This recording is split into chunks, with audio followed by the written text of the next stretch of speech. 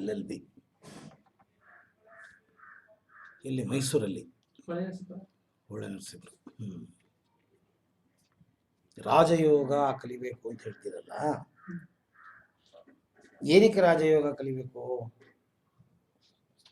ಇಂದ್ರಿಯಗಳನ್ನ control ಇಟ್ಕೊಂಡು ಇಂದ್ರಿಯಗಳನ್ನ control ಆಮೇಲೆ ಅದರಿಂದ ಮುಕ್ತಿ ಸಾಧಿಸಬೇಕು. ಮುಕ್ತಿ ಮುಕ್ತಿ ಅಂದ್ರೆ ಏನು ತಿಳ್ಕೊಂಡಿದ್ದೀರಾ? ಹುಟ್ಟು ಸಾವುಗಳಿಲ್ಲದ ಸ್ಥಿತಿ. ಹುಟ್ಟು ಸಾವುಗಳಿಲ್ಲದ ಸ್ಥಿತಿ. ಹುಟ್ಟು ಸಾವು ಇಲ್ಲದೆ ಇರೋ ಸ್ಥಿತಿ. ಹುಟ್ಟು ಸಾವು ಇಲ್ಲದೆ ಇರೋ ಸ್ಥಿತಿ ಏನಕ್ಕೆ ಸಿಗ್ಬೇಕು? ಈಗ ನಮ್ಮ ಭಗವಂತ ಸೃಷ್ಟಿ ಮಾಡಿದ್ದಾನೆ ಅಂತಂದ್ರೆ ಚತುರ್ವಿಧ ಪುರುಷಾರ್ಥಗಳಲ್ಲಿ ಧರ್ಮ ಅರ್ಥ ಕಾಮ ಮೋಕ್ಷದಲ್ಲಿ ಅತ್ಯಂತ ಪ್ರಮುಖವಾದದ್ದು ಧರ್ಮ ಅರ್ಥ ಕಾಮ ಮೋಕ್ಷ. ಧರ್ಮ ಅರ್ಥ ಕಾಮಗಳನ್ನ ಮುಗಿಸಾದ್ಮೇಲೆ ಮೋಕ್ಷ ಸತ್ಯ ಮಾನವನ ಗುರಿ. ಇದರಲ್ಲಿ ಯಾವುದು ಶಂಕರಾಚಾರ್ಯರ ಬರೆದಿದ್ದಂತಹ 7ನೇ ವಯಸ್ಸಿಗೆ ಬಂದಿದ್ದು ಕೃತಿ ಅವ್ರದ್ದು. ಸೊ ಪುಸ್ತಕಗಳೆಲ್ಲ ಓದಿ ವಿಚಾರ ತಿಳ್ಕೊಂಡಿದ್ದೀರಾ? ಸ್ವಲ್ಪ ಓದಿದ್ದೀನಿ. ಯಾರನ್ನ ಫಾಲೋ ಮಾಡ್ತೀರಾ? ಯಾವ ಗುರುಗಳನ್ನ ಫಾಲೋ ಮಾಡ್ತೀರಾ? ಇನ್ನು ಯಾವ ಗುರುಗಳು ಸಿಕ್ಕಿಲ್ಲ. ಸೊ ಮುಕ್ತಿ ಪಡ್ಕೊಳ್ಳೋಕೆ ಆಸೆ. ಎಷ್ಟು ವಯಸ್ಸು ನಿಮಗೀಗ? ಈಗ 21. ನಿಮ್ಮ ಮನೆಯಲ್ಲಿ ಎಷ್ಟು ಜನ ನೀವು? ಅಣ್ಣ ತಮ್ಮಂದ್ರು, ಅಕ್ಕ ತಂಗಿರು? ಒಬ್ಬನೇ. ಒಬ್ಬಳು ತಂಗಿ.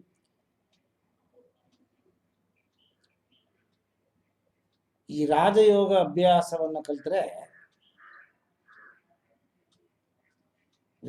ವಿಚಿತ್ರವಾದ ಅನುಭವಗಳು ಆಗಕ್ಕೆ ಶುರು ಆಗತ್ತೆ. ಸಂಸಾರ ಬಂಧನ ಬೇಡ ಅಂತ ಒಂದು ಅನಿಸಿಕೆ ಬರುತ್ತೆ ನಿಮಗೆ ಒಂದು ಟೈಮಲ್ಲಿ. ಈಗಲ್ಲ, ಈಗ ತಂದೆ ತಾಯಿ ಒಟ್ಟಿಗೆ ಇದ್ದೀರಾ, ಹೌದಾ? ಈ ಲೋಕದಿಂದ ಬಿಡುಗಡೆ ಆಗ್ಬೇಕು ಅಂತಂದ್ರೆ ತಂದೆನೂ ಬೇಡ, ತಾಯಿಯೂ ಬೇಡ, ಹೌದಾ? ಸೊ ತಂದೆ ತಾಯಿ ಬಿಡಕ್ಕೆ ರೆಡಿ ಇದ್ದೀರಾ? ಅಂತಂದ್ರೆ ಸ್ವಲ್ಪ ಸಿಂಪಲ್ ಮೆಡಿಟೇಷನ್ಸ್. ಈಗ ಏನು ಅಂತಂದ್ರೆ ಒಂದು 40-45 ಏಜ್ ಕ್ಲಾಸ್ ಮಾಡ್ತು ಅಂತಂದ್ರೆ ಇಂಟ್ರೆಸ್ಟ್ ತೋರಿಸ್ಬೋದು. ನಿಮಗೆ ಈಜಾಗ್ ಬರ್ತಾ ಇಲ್ಲ, ಈಜಾಗ್ ಬರಲ್ಲ ಅಂತ ಇಟ್ಕೊಳ್ಳಿ, ಮಾತು ಹೇಳ್ತೀನಿ. ನಿಮ್ಮನ್ನ ತೆಗೆದು ನೀರೊಳಗೆ ಹಾಕ್ಬಿಡ್ತೀನಿ, ಸಮುದ್ರನೋ ನದಿನೋ ತೆಗೆದು ಹಾಕ್ಬಿಡ್ತೀನಿ. ಸೋತೋಗ್ಬಿಡ್ತೀರಾ? ಏನ್ ಮಾಡ್ತೀರಾ? ಪ್ರಯತ್ನ ಮಾಡ್ತೀರಾ. ಪ್ರಯತ್ನದಲ್ಲಿ ವಿಫಲ ಅಥವಾ ಸಫಲ 90% ಫೈಲ್ಯೂರೇ. ಯಾಕೆಂದ್ರೆ ನ್ಯಾಕ್ ಗೊತ್ತಿಲ್ಲ, ಭಯ ಬೇರೆ, ಹೌದು? ಸೊ ಇದನ್ನ ಕ್ರಮಬದ್ಧವಾಗಿ ಕಲಿತು ಆಮೇಲೆ ನೀರೊಳಗೆ ಬಿದ್ದಿರಿ ಅಂತಂದ್ರೆ ಎದ್ದು ಬರೋದಕ್ಕೆ ಅವಕಾಶವಿದೆ. ಉಂಟಾ ಇಲ್ವಾ? ಯಾರೋ ಏನೋ ಹೇಳಿದ್ದು, ಪರಮಹಂಸರ ಯೋಗಾನಂದರ ಪುಸ್ತಕ ಓದ್ದೆ, ಸ್ವಾಮಿ ವಿವೇಕಾನಂದರ ಪುಸ್ತಕನ ಓದ್ದೆ, ಇನ್ನು ಯಾರೋ ಗುರುಗಳ ಪುಸ್ತಕನ ಓದ್ದೆ, ಯೂಟ್ಯೂಬಲ್ಲಿ ವಿಡಿಯೋಗಳನ್ನು ನೋಡಿದೆ, ಗೊತ್ತಿದ್ದೋ ಗೊತ್ತಿಲ್ಲದೇನೋ ಏನೋ ಒಂದನ್ನು ಹುಡುಕಾಕ್ ಹೋಗಿ ಯಾವುದೋ ಒಂದು ವಿಚಾರ ನನಗೆ ಗೊತ್ತಾಯ್ತು. ಸೊ ಆಧ್ಯಾತ್ಮದಲ್ಲಿ ಇಳಿದ್ರೆ ಹುಟ್ಟಿಲ್ಲ ಸಾವಿಲ್ಲ ಅನ್ನೋ ಸ್ಥಿತಿ ಪಡ್ಕೋಬಹುದು. ಪರಮಾನಂದ ಸಚ್ಚಿದಾನಂದವನ್ನ ಅನುಭವಿಸ್ಬೋದು. ಏನೇನೋ ಇಲ್ಲಿ ಪುಸ್ತಕದಲ್ಲಿ ಬರೆದಿರುತ್ತೆ, ಏನೇನೋ ಹೇಳ್ತಾರೆ ಪ್ರವಚನಗಳು. ಈಗ ನನ್ನ ಹತ್ರ ಬಂದಿದ್ದೀನಿ, ನಾನೇನೋ ಮಾತಾಡ್ತಿದ್ದೀನಿ. ಹೀಗೆ ಏನೋ ಒಂದು ಅರ್ಧಂಬರ್ಧ ಅರಿವು ತಲೆ ಒಳಗಡೆ ಹೋಗುತ್ತೆ ಅಂತ ಆ ಫೀಲ್ಡ್ ಒಳಗೆ ಇಳಿದಾಗ ಅಲ್ಲಿ ಏನೇನು ಸಿಗಬೇಕೋ ಎಲ್ಲ ಸಿಗತ್ತೆ. ರಾಘವೇಂದ್ರ ಸ್ವಾಮಿಗಳು ಮದುವೆ ಮಾಡಿಕೊಂಡು ಮಗುವನ್ನ ಹಿಡಿದು ಹೆಂಡತಿ ಜೊತೆ ಸಂಸಾರ ಜೀವನದಲ್ಲಿದ್ದರು. ನಿಮಗೆ ಅಮ್ಮ ಬೇಕು ಅಪ್ಪ ಬೇಕು ಅಂದ್ರಿ, ಅವ್ರು ಹೆಂಡತಿ ಬೇಕು ಮಕ್ಕಳು ಬೇಕು ಅಂದರು. ಮದುವೆ ಆಯಿತು, ಹೆಂಡತಿ ಸಿಕ್ಕಿದ್ಲು, ಮಗು ಆಯಿತು, ಸಂಸಾರ ಬಂಧನದಲ್ಲಿ ಇಳಿದರು. ಮಧ್ಯದಲ್ಲಿ ಭಗವಂತ ಬಾ ಅಂತ ಕರೆದ ಗುರುಗಳು. ಅಪ್ಪ ನಿನ್ನ ಕರ್ಮ ಮುಕ್ತಿಯಾಗಿದೆ, ನೀನು ಬಂದ್ಬಿಡು ನನ್ನ ಹತ್ರ, ಲೋಕ ಕಲ್ಯಾಣ ಮಾಡಬೇಕು ಅಂತ ಕರೆದರು. ಇದ್ದಂಗೆ ಎಲ್ಲ ಬಿಸಾಕ್ಬಿಟ್ಟು ಹೊಟ್ಟೋದ್ರು. ನವಕೋಟಿ ನಾರಾಯಣನ ಕತೆ ಗೊತ್ತಾ? ಪುರಂದರದಾಸರು ಎಲ್ಲ ಒದರಾಕ್ಬಿಟ್ಟು ಹೊಟ್ಟೋದ್ರು. ಆ ಥರ ಸನ್ನಿವೇಶ ಬಂದರೆ ತಂದೆ ತಾಯಿನ ಬಿಟ್ಟು ಬರೋಕ್ಕಾಗತ್ತಾ? ಅದೇ ಆ ತರ ಸನ್ನಿವೇಶ ಬರ್ದಂಗೆ ಸ್ವಲ್ಪ ಇನ್ನು ಮುಂದಕ್ಕೆ ಸ್ವಲ್ಪ ಹೆಚ್ಚಾಗಿ ಪ್ರಾಕ್ಟೀಸ್ ಮಾಡೋಣ. ಸ್ವಲ್ಪನೇ ಸ್ಟಾರ್ಟ್ ಮಾಡ್ಕೊಂಡು ಒಂದೊಂದು ಸ್ಟೆಪ್ ಇಟ್ಕೊಂಡು ಹೋಗೋಣ ಅಂತ. ನಾನು ಇವತ್ತು ಒಂದು ಪೆಗ್ಗು ವಿಸ್ಕಿನೇ ಹೊಡಿತಾ ಇದ್ದೀನಿ. ನನ್ನ ಮನಸ್ಸಲ್ಲಿ ವಿಸ್ಕಿ ಹೊಡೆದ್ರೆ ದೇಹಕ್ಕೆ ಒಳ್ಳೆಯದು, ಆರೋಗ್ಯವನ್ನು ಕಾಪಾಡ್ಬೋದು ಅಂತ ಡಾಕ್ಟ್ರು ಹೇಳಿದ್ರು, ಯಾರ್ಯಾರೋ ಹೇಳಿದ್ದಾರೆ, ಪುಸ್ತಕದಲ್ಲಿ ಓದಿದೆ, ಯೂಟ್ಯೂಬಲ್ಲಿ ವಿಡಿಯೋಗಳನ್ನು ನೋಡಿದೆ. ಒಂದೊಂದು ಪೆಗ್ಗು ವೈನನ್ನು ಹೊಡೆದ್ರೆ ತಪ್ಪಿಲ್ಲ ಹಾಗೆ ಅಂತ ಹೊಡೆಯೋಕ್ಕೆ ಶುರು ಮಾಡಿದೆ. ಅದು 6 ತಿಂಗಳು 1 ವರ್ಷ ಆದಮೇಲೆ ಒಂದು ಪೆಗ್ಗು ನನಗೇನೋ ಅನ್ನಿಸ್ಲಿಲ್ಲ ಭಾವನೆ. ಸರಿ ಇನ್ನೊಂದು ಪೆಗ್ಗು ಹೊಡೆಯೋಣ ಅಂತ ಹೊಡೆದೆ. ಅದು ಹಾಗೆ ನನ್ನ ಎಳೆದು ಇವತ್ತು 1 ಬಾಟಲ್ ತನಕ ಹೊಡಿತೀನಿ. 1 ಬಾಟಲು ಸೋಡಾ ಹಾಕ್ಕೊಂಡು ಹೊಡಿತಾ ಇದ್ದೆ, ಈಗ ಸೋಡಾ ಬೇಕಾಗಿಲ್ಲ, ಹಾಗೆ ಹೊಡಿಬೇಕು ಅಂತ ಬಂದಿದೆ. ಅಡಿಕ್ಷನ್ ಆಗ್ತೀನಿ, ಹೊರಗಡೆ ಬರೋಕ್ಕಾಗ್ತಿಲ್ಲ. ಅದರಿಂದ ಆಗುವ ಪರಿಣಾಮಗಳನ್ನು ಅನುಭವಿಸಬೇಕಾಗಿರುವ ಒಂದು ಸನ್ನಿವೇಶ ನನಗೆ ಬಂದ್ಬಿಡ್ತು. ನಾನು ನಿಮ್ಮನ್ನು ಹೆದರ್ತೀನಿ ಅಂತ ತಿಳ್ಕೊಬೇಡಿ. ನಿಮ್ಮ ವಯಸ್ಸವರಿಗೆ ಆಧ್ಯಾತ್ಮ ಏನು ಬೇಕು ಅದನ್ನು ಕಲಿಯೋ ರೀತಿಯಲ್ಲಿ ಕಲಿತರೆ ಏನು ತೊಂದರೆ ಆಗೋದಿಲ್ಲ. ವಿಪರೀತವಾಗಿ ಹೋಗಬಾರ್ದು. ಇದು ವಿಪರೀತವಾಗಿ ಹೋಗೋದಕ್ಕೆ ನಿಮ್ಮನ್ನು ಎಳೆಯುತ್ತೆ. ಇದೊಂಥರ ಅಡಿಕ್ಷನ್. ಇದು ಎಣ್ಣೆ ಥರನೇ. ಆಧ್ಯಾತ್ಮ ಎಣ್ಣೆ ಹೊಡೆದ್ರೆ ಏನಾಗುತ್ತೆ, ಹಾಗೇನೆ ಒಂದು ಅಡಿಕ್ಷನ್ ಇದು. ಏನಪ್ಪ ಇವರು ಒಳ್ಳೇದು ಹೇಳೋರು ನೋಡಿದ್ರೆ ಎಲ್ಲ ನೆಗೆಟಿವ್ ಅಲ್ಲ. ನಿಮಗೆ ಅರ್ಥ ಆಗಲಿ ಅಂತ ಸರಿಯಾಗಿ ಹೇಳ್ತಾ ಇದ್ದೀನಿ. ನಿಮ್ಮ ವಿದ್ಯಾಭ್ಯಾಸಕ್ಕೆ ಬೇಕಾಗಿರೋ ಮೆಮರಿ, ಕಾನ್ಸಂಟ್ರೇಷನ್ನು, ಪ್ಯೂರಿಫೈಡ್ ಥಾಟ್, ಅಡ್ಡಾದಿಡ್ಡಿ ಮನಸ್ಸು ಆ ಕಡೆ ಈ ಕಡೆ ಚಲನೆ ಆಗದೆ ಒಂದೇ ಮುಖದಲ್ಲಿ ಏಕಾಗ್ರತೆಯಿಂದ ನೀವು ಏನು ಗುರಿ ಹಾಕ್ಕೊಂಡಿದ್ದೀರಾ ಆ ಗುರಿನ ಮುಟ್ಟೋದಕ್ಕೆ ಆಧ್ಯಾತ್ಮದಲ್ಲಿ ಸಹಾಯ ಇದೆ. ಆಧ್ಯಾತ್ಮವನ್ನು ನೀವು ಹಿಡಿದ್ರೆ ಖಂಡಿತವಾಗ್ಲೂ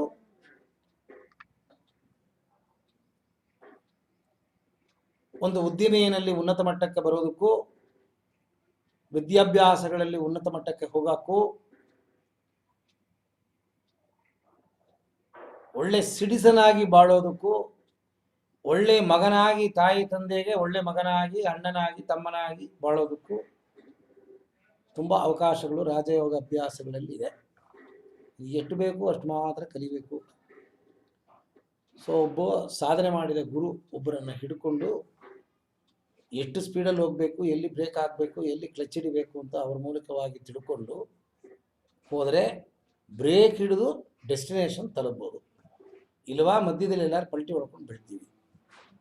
ಆಧ್ಯಾತ್ಮ ಎಷ್ಟು ಉಪಯೋಗ ಕೊಡುತ್ತೆ ಅಷ್ಟೇ ತೊಂದರೆನೂ ಕೊಡುತ್ತೆ ಆಧ್ಯಾತ್ಮ. ಸೊ ಅದಕ್ಕೆ ನನ್ನ ಲಿಮಿಟೇಷನ್ಸನ್ನು ನಾನು ತಿಳ್ಕೊಂಡು ಮಾಡಿದ್ರೆ ತೊಂದರೆ ಆಗೋದಿಲ್ಲ. ಇದು ಕೆಲವರು ಬೇಕು ಬೇಡ ಏನೋ ಒಂದು ಕಾರಣಕ್ಕೋಸ್ಕರ ತಗೋತಾರೆ, ಕೊನೆಗೆ ಇದು ನಮ್ಮನ್ನು ಎಲ್ಲೋ ತಗೊಂಡೋಗುತ್ತೆ. ಅದು ನಿಮ್ಮ ಕೈಯಲ್ಲಿಲ್ಲ. ಎಲ್ಲೋ ತಗೊಂಡೋಗುತ್ತೆ ಅಂದರೆ ಅದು ನಿಮ್ಮ ಕೈಯಲ್ಲಿಲ್ಲ. ಅದು ನೀವು ಮಾಡಿದ ಪಾಪಕರ್ಮ ಪುಣ್ಯಕರ್ಮಗಳು ಅದಕ್ಕೆ ತಕ್ಕಂತೆ ಭಗವಂತನ ಪ್ರೇರಣೆ ಇದ್ದು ಅವನ ಕಣ್ಣು ನಿಮ್ಮ ಮೇಲೆ ಬಿತ್ತು ಅಂತಂದರೆ ಕ್ಷಣ ಮಾತ್ರದಲ್ಲಿ ಎಲ್ಲ ಒದರಿ ಬಿಸಾಕ್ಬಿಟ್ಟು ಹೋಗೋ ಸನ್ನಿವೇಶ ಬರುತ್ತೆ. ಅದು ಬರಬೇಕು, ಯಾರಿಗೂ ಬರಲ್ಲ. ಅದು ಬಂದುಬಿಟ್ರೆ ಪುಣ್ಯ, ಅದು ಬರಲ್ಲ. ಅಂದರೆ ನೀವು ನಿಮ್ಮ ಮನಸ್ಸಿನ ಉದ್ದೇಶ ಏನಿದೆ ಅದು ಕರೆಕ್ಟ್, ಅದು ಒಳ್ಳೆಯದು.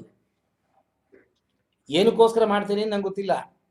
ಈ ಅಭ್ಯಾಸಗಳನ್ನು ಮಾಡಿದ್ರೆ ಪವಿತ್ರತೆ ಪಡ್ಕೋಬೋದು, ಒಳ್ಳೆನಾಗಿ ಬಾಳ್ಬೋದು, ಧರ್ಮಿಷ್ಠನಾಗಿರ್ಬೋದು. ಸನಾತನ ಧರ್ಮದಲ್ಲಿ ಏನು ಹೇಳಿದ್ದಾರೆ ಆ ರೀತಿ ಒಳ್ಳೆ ವ್ಯಕ್ತಿಯಾಗಿ ಆರೋಗ್ಯ ಕಾಪಾಡುತ್ತೆ. ಎಲ್ಲದಕ್ಕಿಂತ ಹೆಚ್ಚಾಗಿ ಆಧ್ಯಾತ್ಮದಲ್ಲಿ ಇಳಿದ್ರೆ ಆ ಆರೋಗ್ಯ ತುಂಬ ಚೆನ್ನಾಗಿ ಕಾಪಾಡುತ್ತೆ.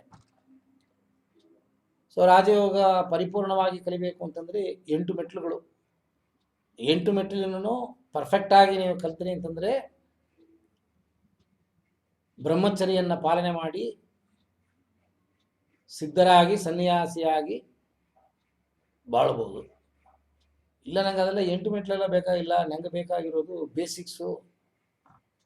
ನಾನು ದೇಹ ಆರೋಗ್ಯ ಕಾಪಾಡ್ಕೋಬೇಕು, ಪ್ಲಸ್ಸು ನನ್ನ ವಿದ್ಯಾಭ್ಯಾಸಕ್ಕೆ ಬೇಕಾಗಿರೋದು, ನನ್ನ ಫ್ಯೂಚರಲ್ಲಿ ನನ್ನ ಉದ್ಯಮ ಏನು ತಗೋತೀನಿ, ಗುರಿ ಏನು ತಗೋತೀನಿ, ಆ ಗುರಿನ ಮುಟ್ಟೋದಕ್ಕೆ ನನಗೆ ರಾಜಯೋಗ ಅಭ್ಯಾಸಗಳಲ್ಲಿ ಏನೇನು ಕಲಿಬೇಕು ಅದಕ್ಕೆ ಬೇರೆ ಇದೆ.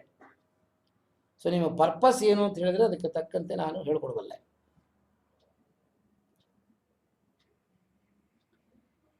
ಬೆಂಕಿಯನ್ನು ಒಳ್ಳೆಯದಕ್ಕೂ ಬಳಸ್ಬೋದು, ಕೆಟ್ಟದ್ದಕ್ಕೂ ಬಳಸ್ಬೋದು. ಈ ಆಧ್ಯಾತ್ಮ ಬೆಂಕಿ ಒಳ್ಳೆಯದಕ್ಕೂ ಬಳಸ್ಬೋದು, ಕೆಟ್ಟದ್ದಕ್ಕೂ ಬಳಸ್ಬೋದು. ನಿಮಗೆ ಏನಕ್ಕೆ ಬಳಸಬೇಕು ಅಂತಂದರೆ ಅದನ್ನು ಹೇಳ್ಕೊಡ್ತೀನಿ ನಾನು.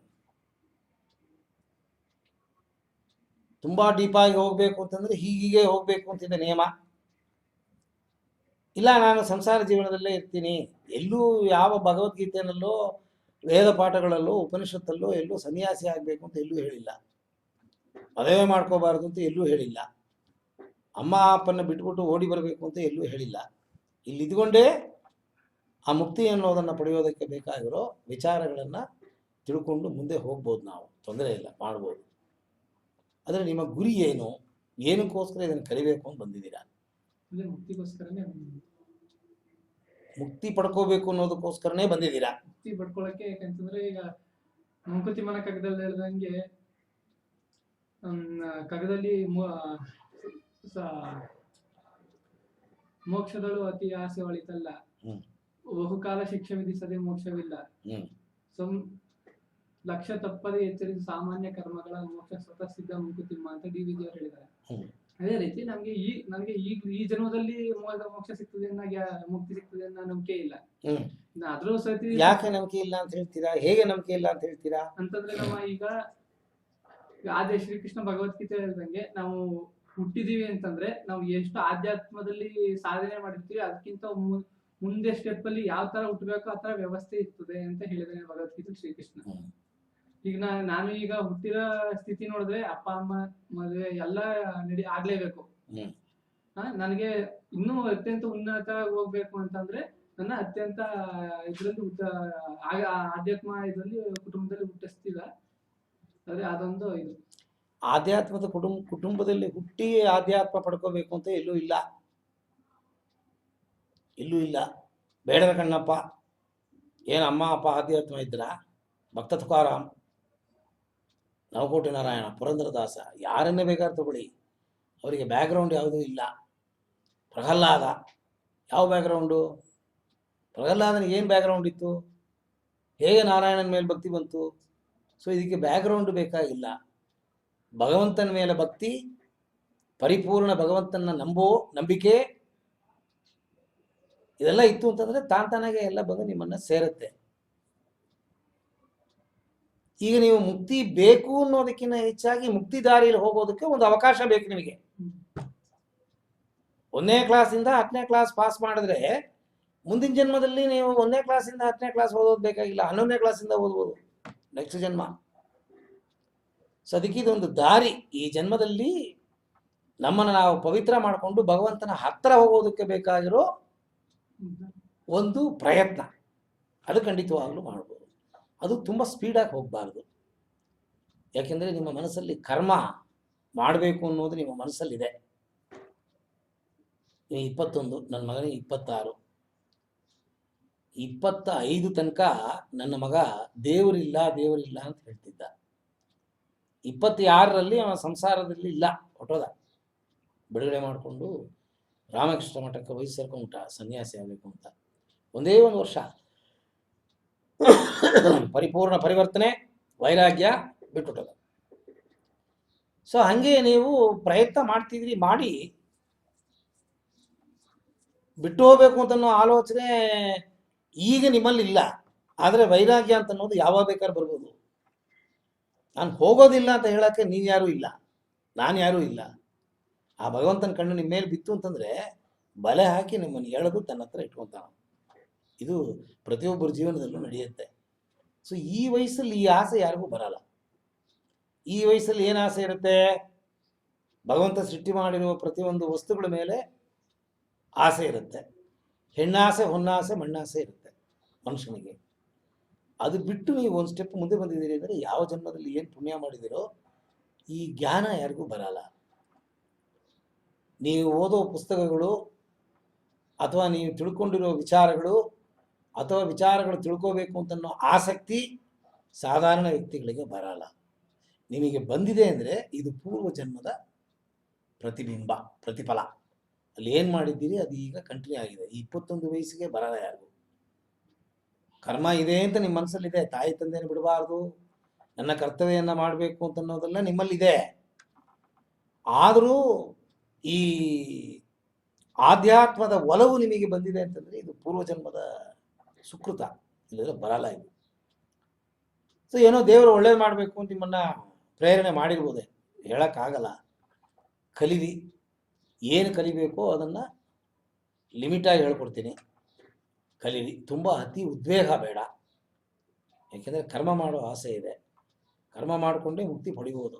ಈ ಜನ್ಮದಲ್ಲಿಲ್ಲ, ಮುಂದಿನ ಜನ್ಮದಲ್ಲಿ ಸಿಗುತ್ತೆ. ಒಂದು ಪ್ರಯತ್ನ, ಒಳ್ಳೆಯನಾಗುವ ಒಂದು ಪ್ರಯತ್ನ, ಭಗವಂತನ ಕ್ವಾಲಿಟಿ ನನ್ನಲ್ಲಿ ಪಡ್ಕೊಳ್ಳೋದಕ್ಕೆ ಬೇಕಾಗಿರೋ ಒಂದು ಪ್ರಯತ್ನ. ಈ ಜನ್ಮ ತಪ್ಪೇ ಇಲ್ಲ. ಸುಮಾರು ಜಾಗದಲ್ಲಿ ನಾನು ಹೇಳಿದ್ದೀನಿ, ಪ್ರಯತ್ನ ಮಾಡಲೇಬೇಕು. ಮನುಷ್ಯನಾಗಿ ಹುಟ್ಟಿದ ಮೇಲೆ ಆಧ್ಯಾತ್ಮವನ್ನು ಹಿಡಿಬೇಕು, ಮುಕ್ತಿ ಪಡ್ಕೋಬೇಕು ಅಂತನ್ನೋ ಆಸಕ್ತಿಯನ್ನು ಇಟ್ಕೊಂಡು ಒಂದು ಪ್ರಯತ್ನ. ಮುಕ್ತಿ ಸಿಗುತ್ತೋ ಇಲ್ವೋ ಅದು ನೀವು ಪ್ರಯತ್ನ ಮಾಡ್ಬೋದು. ಈಗ ನಾನಿರೋದು ಮೈಸೂರಲ್ಲಿ, ನೀವಿರೋದು ಪ್ರಿಯಾಪಟ್ಟಣದಲ್ಲಿ. ಆಧ್ಯಾತ್ಮದ ಅಭ್ಯಾಸಗಳನ್ನು ಕಲಿಬೇಕು ಅಂತಂದರೆ ನನ್ನಲ್ಲಿ ಆನ್ಲೈನಲ್ಲಿ ಪಾಠ ಹೇಳ್ಕೊಡೋದ್ರಿಂದ ನನಗೆ ಪುರುಸುತ್ತಿರಲ್ಲ. ಇವತ್ತೇನೋ ಸ್ವಲ್ಪ ಬಿಡುವು ತೊಗೊಂಡಿದ್ದೀನಿ, ನಾನೆಲ್ಲ ಹೋಗ್ಬೇಕು ಹೊರಗಡೆ ಅಂತ. ಸಾಧಾರಣ ಬೆಳಗ್ಗೆ 9:30 10 ಗಂಟೆಗೆ ಶುರು ಮಾಡಿದ್ರೆ ರಾತ್ರಿ 9 ಗಂಟೆ ತನಕ ನಾನು ಕೂತಿರ್ತೀನಿ ಆನ್ಲೈನಲ್ಲಿ ಪಾಠಗಳು ಹೇಳ್ಕೊಡ್ತೀನಿ. ಸೊ ನೀವು ಆನ್ಲೈನಲ್ಲೇ ಕಲಿಬೋದು. ಮುಖಾಮುಖಿ ನಿಮ್ಮ ಮೊಬೈಲು ಅಥವಾ ಲ್ಯಾಪ್ಟಾಪಲ್ಲಿ ಕೂತ್ಕೊಂಡು ನಾನು ಇಲ್ಲಿಂದ ಹೇಳ್ಕೊಡ್ತೀನಿ, ಅಲ್ಲಿ ಕಲಿಬೋದು. ತಪ್ಪುಗಳನ್ನು ಅಲ್ಲಲ್ಲೇ ತಿದ್ದುತ್ತೀನಿ. ತುಂಬ ಏನಾದ್ರು ವಿಚಾರಗಳು ಬೇಕು, ಅನುಮಾನಗಳಿತ್ತು ಅಂತಂದರೆ ನೀವು ಖುದ್ದಾಗಿ, ಏನು 25 ಕಿಲೋಮೀಟರ್ ಆಗುತ್ತಾ ಪ್ರಿಯಾಪಟ್ಟಣ? 60 ಆಗುತ್ತಾ? ಬರ್ಬೋದು. ಬೆಳಗ್ಗೆ ಬಂದರೆ ಮಧ್ಯಾಹ್ನ ಸಂಜೆ ಹೋಗ್ಬೋದು, 1-2 ಗಂಟೆ ಇಲ್ಲಿದ್ದು ಹೋಗ್ಬೋದು, ತಿಳಿಸ್ಕೊಂಡು ಹೋಗ್ಬೋದು, ಏನು ತೊಂದರೆ ಇಲ್ಲ. ವಾರಕ್ಕೆ 2 ಸತಿ 3 ಸತಿ ಬರ್ಬೋದು. ಬನ್ನಿ, ನಿಮ್ಮ ಖುಷಿ ಅದು. ಆನ್ಲೈನಲ್ಲಿ ಕಲಿತೀನಿ ಅಂದರೆ ಡೈಲಿ 1 ಅವರ್ ಬಂದು ಕಲಿಬೋದು, ನಿಮ್ಮ ಖುಷಿ ಅದು. ಅದು ನೀವು ವಾರದಲ್ಲಿ 2 ದಿನ 3 ದಿನ ಬರ್ತೀನಿ ಅಂತಂದರೆ 1 ಅವರ್ 1.5 ಅವರ್ ಹೇಳ್ಕೊಳಕ್ಕೆ ಸಾಧ್ಯ ಅಷ್ಟೇ. ನನಗೆ ಟೈಮ್ ಇಲ್ಲ. ಆ ಟೈಮ್ ಇರೋ ಗ್ಯಾಪಲ್ಲಿ ನಿಮಗೆ ಹೇಳ್ಕೊಂಡಿಲ್ಲ ನಾನು. ಬಂದು ಕಲಿತೀನಿ ಅಂದರೆ ನಿಮಗೆ ಖುಷಿ. ಈ ಬಂದು ಕಲಿಯೋದು ಏನಿದೆ ಅದನ್ನೇ ಆನ್ಲೈನಲ್ಲಿ ಹೇಳ್ಕೊಡ್ತೀನಿ. ಮುಖಾಮುಖಿ ಇರುತ್ತೆ, ರೆಕಾರ್ಡೆಡ್ ವಿಡಿಯೋಗಳು ಯಾವುದೂ ಇರಲ್ಲ. ನಾನೇ ಖುದ್ದಾಗಿ ಬಂದು ಲೈವ್ ಆಗಿ ನಿಮಗೆ ಎಲ್ಲ ಹೇಳ್ಕೊಡ್ತೀನಿ. ಬೇರೆ ಯಾರು ಅಸಿಸ್ಟೆಂಟ್ಗಳಿಲ್ಲ, ನಾನೇ ಗುರು, ನಾನೇ ಸರ್ವೆಂಟು, ಎಲ್ಲ ನಾನೇ. ಸೊ ಅದರಿಂದ ನಿಮಗೆ ಡೈರೆಕ್ಟ್ ಕಾಂಟ್ಯಾಕ್ಟ್ ಇರುತ್ತೆ ನನ್ನ ಹತ್ರ. ನಿಮಗೆ ಮೀಡಿಯೇಟರ್ಸ್ ಯಾರೂ ಇಲ್ಲ. ಸೊ ಇಟ್ಟಿದೆ ನೋಡಿ, ಕಲಿಬೇಕು ಅಂದರೆ ಬನ್ನಿ, ಹೇಳ್ಕೊಡ್ತೀನಿ, ಕಲೀರಿ. ತುಂಬ ಉದ್ವೇಗದಿಂದ ಹೋಗಬೇಡಿ. ಭಗವಂತ ನಿಮ್ಮನ್ನು ಕರ್ಕೋಬೇಕು ಅಂತಿದ್ರೆ ಅದು ತಾನಾಗೆ ಬರುತ್ತೆ ಉದ್ವೇಗ. ನಾನು ಬೇಡ ಅಂದರೂ ಕೇಳಲ್ಲ, ಅದು ಎಳ್ಕೊಂಡು ಹೋಗುತ್ತೆ ನಿಮ್ಮನ್ನು. ಹದವರಿಗೆ ವಿಧಿತಾನೆ ಕುದುರಿಸುವನೆಲ್ಲವನು ಹದಟದಲ್ಲಿ ಎಲ್ಲ ಒಂದೆಲ್ಲ ಒಂದು. ನೀವು ಇಲ್ಲಿ ಬಂದು ಕೂತಿದ್ದೀರಿ ಅಂದರೆ ನಿಮ್ಮ ಪ್ರಯತ್ನವಲ್ಲ ಇದು. ನಾನು 2 ವರ್ಷದಿಂದ ಪ್ರಯೋಗ ಒಂದು ಹಾ. 2 ಈಗ ವರ್ಷದಿಂದ ನೀವು ನನ್ನ ಹತ್ರ ಬಂದಿದ್ದೀರಿ ಅಂದರೆ, 2 ವರ್ಷದಿಂದ ಹೋಗ್ಬೇಕು ಅಂತ. ಅಲ್ಲಲ್ಲ, ಈಗ ನನ್ನ ಹತ್ರ ನೀವು ಬಂದಿದ್ದೀರಿ ಅಂತಂದರೆ ಇದು ಋಣಾನುಬಂಧನೆ. ಹೋದ ಜನ್ಮದಲ್ಲಿ ಅಣ್ಣನೋ ತಮ್ಮನೋ ಎದುರುಗಡೆ ಮನೆಯವನೋ ಅಥವಾ ವೈರಿನೋ ಅಥವಾ ಗುರುಗಳೋ ಏನೋ ಒಂದು ಸ್ಥಾನ ನಮಗೂ ನಿಮಗೂ ಒಂದು ಕಾಂಟ್ಯಾಕ್ಟ್ ಇದ್ದಿದ್ದಕ್ಕೆ ನೀವು ನನ್ನ ಕಾಂಟ್ಯಾಕ್ಟ್ ಮಾಡ್ತಿದ್ರೆ ನನ್ನ ಹತ್ರ ಬರೋ ಅವಶ್ಯಕತೆ ಇಲ್ಲ. ನೀವು ಬೇರೆಲ್ಲೋ ಹೋಗ್ತಾ ಇದ್ದೀರಿ. ನೀವು ಬೇಕಾದ ಜನಗಳಿದ್ದಾರೆ. ಯೋಚನೆ ಮಾಡಿ, ನಿಮಗೆ ಹೆಂಗೆ ಬೇಕೋ ನಾನು ಹೇಳ್ಕೊಡ್ತೀನಿ.